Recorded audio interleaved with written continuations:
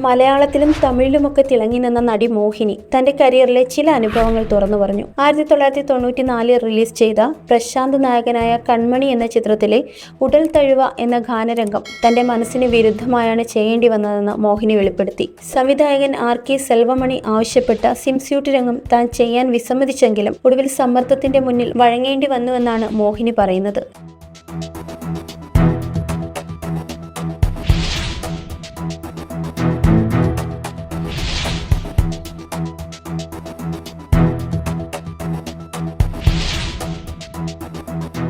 നീന്താൻ അറിയാത്ത ഒരാളായിട്ടും വനിതാ പരിശീലകരില്ലാത്ത സാഹചര്യത്തിൽ പുരുഷന്മാരുടെ മുന്നിൽ അർദ്ധനഗ്നയായി നിൽക്കേണ്ടി വന്നത് വേദനാജനകമായ അനുഭവമായിരുന്നുവെന്നും മോഹിനി പറയുന്നു. മോഹിനിയുടെ അഭിപ്രായത്തിൽ തന്റെ അനുവാദമില്ലാത്ത ഏറ്റവും അധികം ഗ്ലാമറസ് ആയ വേഷമായി കൺമണി മാറി. ചിലപ്പോൾ തന്റെ ആഗ്രഹത്തിന് വിരുദ്ധമായി കാര്യങ്ങൾ സംഭവിക്കുമെന്നും അത് സിനിമാ മേഖലയിൽ സ്ത്രീകൾ നേരിടുന്ന അവസ്ഥകളുടെ ഉദാഹരണമാണെന്നും അവർ വ്യക്തമാക്കി. മലയാളത്തിൽ ഗസൽ, ഹിറ്റ്ലർ, ഇന്നത്തെ ചിന്താവിഷയം, ഒരു മറവത്തൂർ കനിവ് തുടങ്ങിയ നിരവധി ചിത്രങ്ങളിൽ അഭിനയിച്ച മോഹിനി തമിഴിലും തെലുങ്കിലും ശ്രദ്ധേയമായ വേഷങ്ങൾ കൈകാര്യം ചെയ്തിരുന്നു. ഹിന്ദിയിലും അക്ഷയ് കുമാറിന്റെ നായികയായി ഡാൻസർ എന്ന ചിത്രത്തിൽ അഭിനയിച്ചിട്ടുണ്ട്. കഴിഞ്ഞ 14 വർഷമായി സിനിമയിൽ നിന്ന് വിട്ടുനിൽക്കുന്ന മോഹിനിയുടെ തുറന്നു പറച്ചിൽ സിനിമാ ലോകത്ത് നടിമാർ അനുഭവിക്കുന്ന സമ്മർദ്ദങ്ങളും വെല്ലുവിളികളും വീണ്ടും ചർച്ചയാക്കുന്നു.